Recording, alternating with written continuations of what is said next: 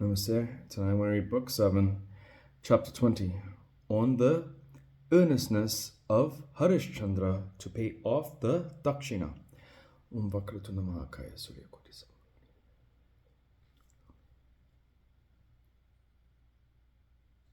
Guru Brahma Guru Vishnu Guru Deva Maheshwara Guru Sakshat.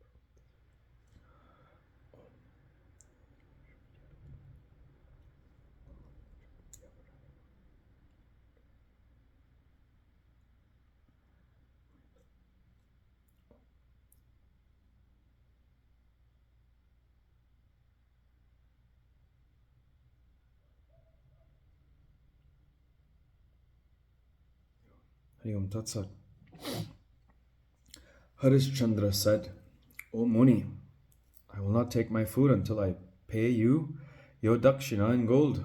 Know this to be my resolve. Therefore, O good one of good vows, discard all your anxieties for my dakshina. I am the king of the solar dynasty, especially since the time I have completed my Rajasuya sacrifice. I give to every man whatever he desires. So, O Lord, how can it be possible that I will not give what I have voluntarily promised myself? O best of Dvijas, I will certainly pay off your debt. I must give you the gold as you desire. Be calm and patient, but you will have to wait 1 month, and on getting the money, I will pay it off to you. Vishwamitra said, O king, kingdom, treasury, and strength are the 3 sources of income, but you are now deprived of all these. Whence now do you expect to get gold? O king, vain are your hopes to get money. What am I to do now? You are now wealthless, and how can I, out of greed, give you trouble?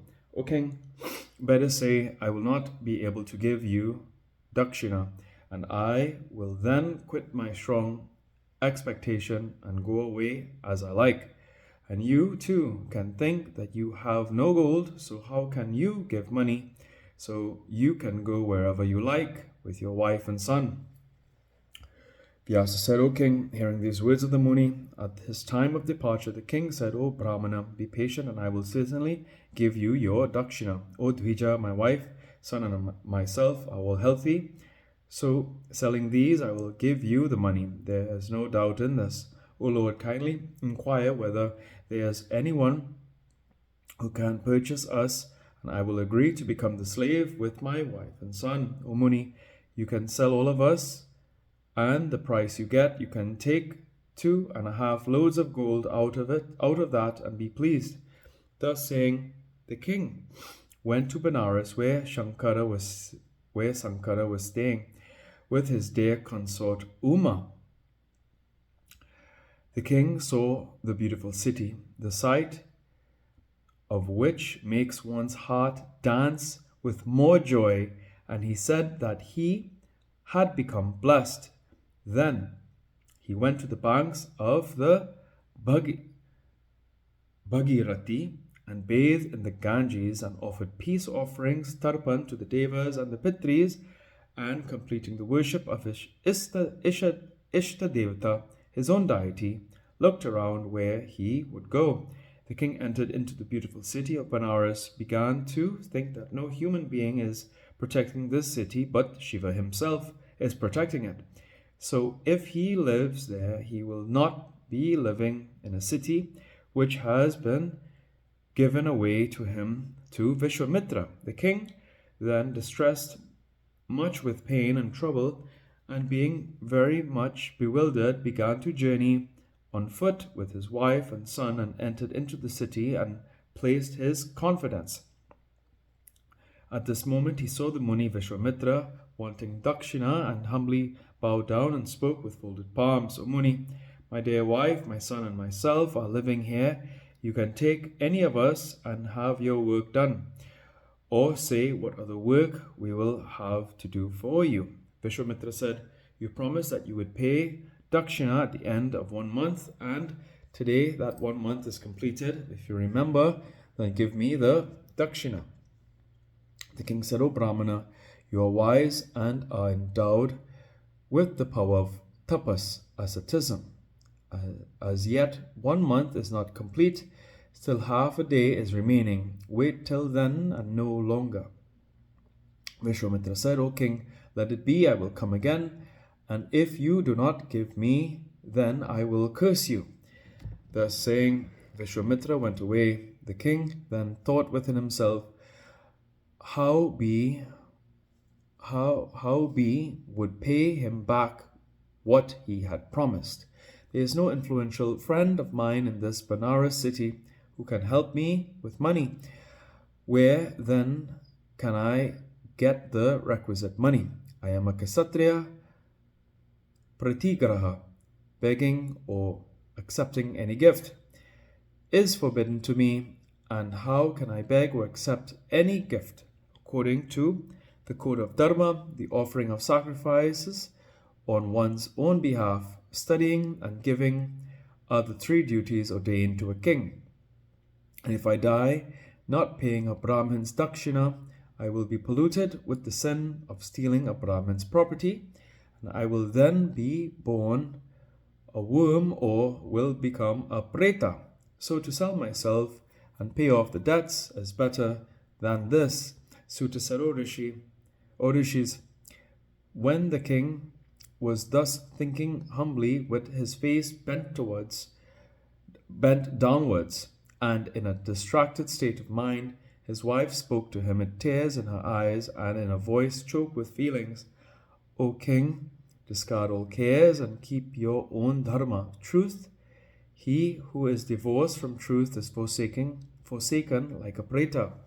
O best of all men, to keep one's truth is one's dharma. There is no other dharma superior to it.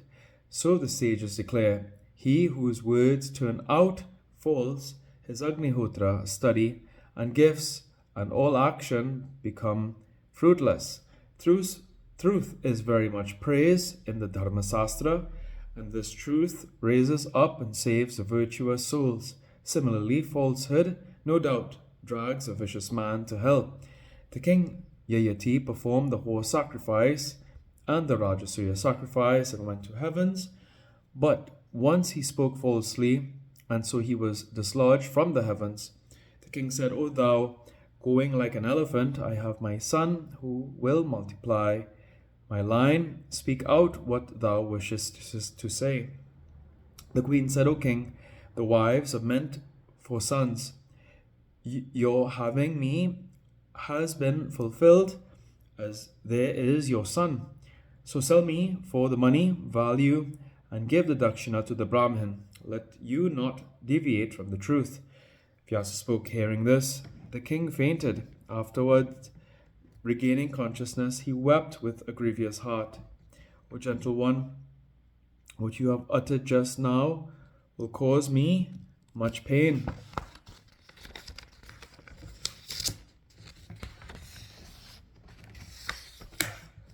Am I such a sinner as to forget entirely all your conversations and your sweet smiles?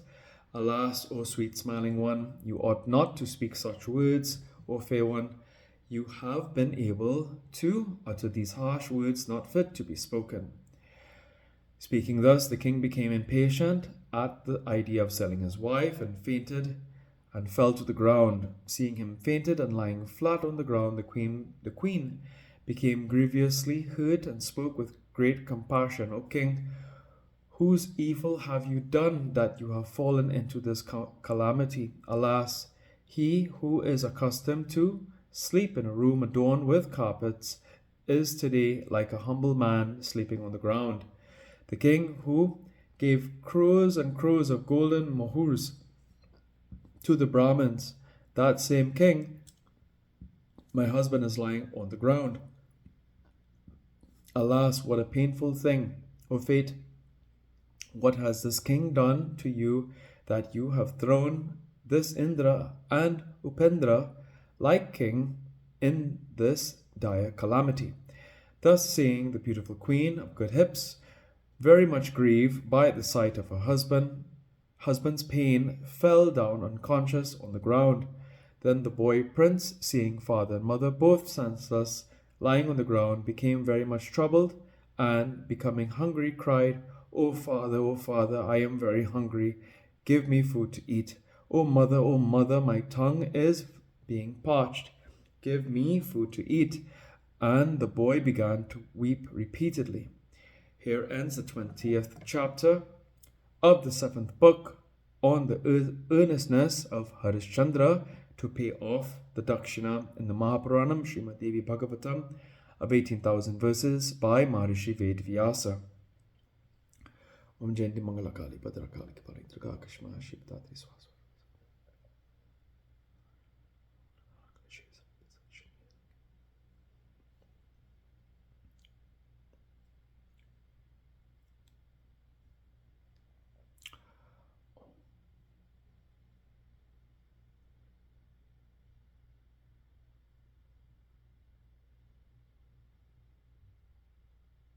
Om Tuyo Mata Chivitatu.